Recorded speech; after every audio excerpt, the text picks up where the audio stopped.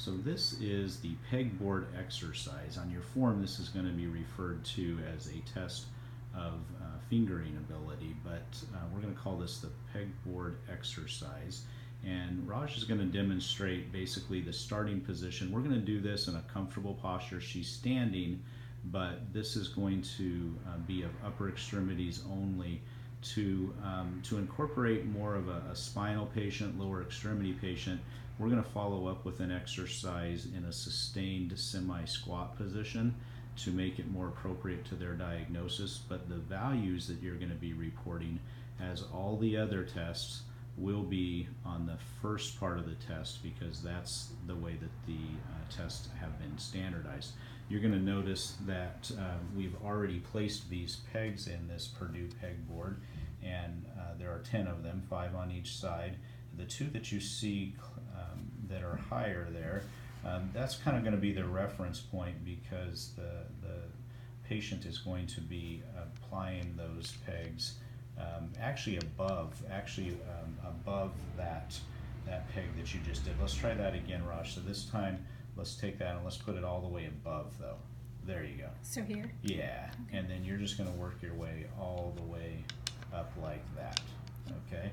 And then, and you can go ahead and take those back now because I do want to demonstrate that this is a timed test. So you're basically going to start a timer and you're going to record how long it takes to complete 5 on the left and 5 on the right. So Raj, let's do the ones that are on your right first, and then we'll do the ones that are on your left, okay?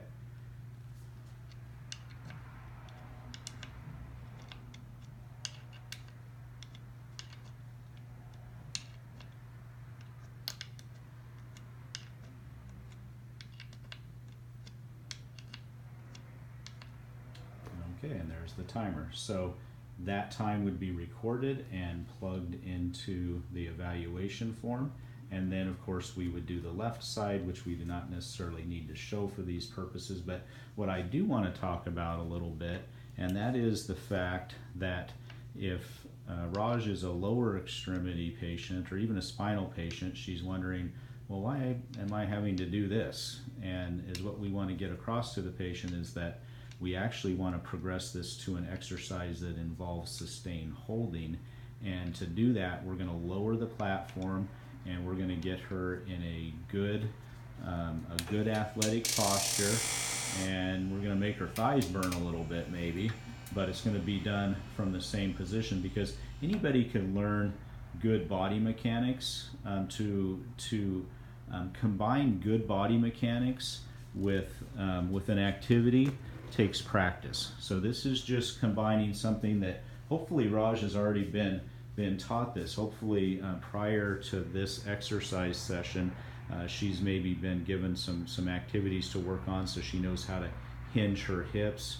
She knows how to keep her shoulder blades back.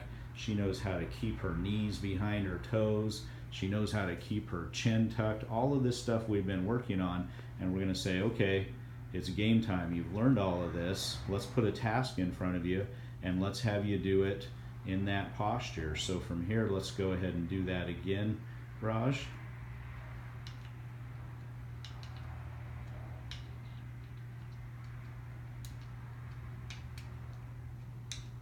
And as you can see, it's a little tougher in that position. And because of that, we are not going to be recording the values that you just witnessed in our form because that's not part of the test part. We could mention always in the chart that it has been completed, and that's another thing that you're going to notice with our form. There are things that you're doing that just aren't in there. For instance, if you just filled out the form, this particular activity would not necessarily be in there. If you have anything to add to the form, do that in the patient's chart. So you could always use the patient's SOAP note to reference this functional capacity exercise exam. And that's especially useful if the exercise is being overseen by a technician.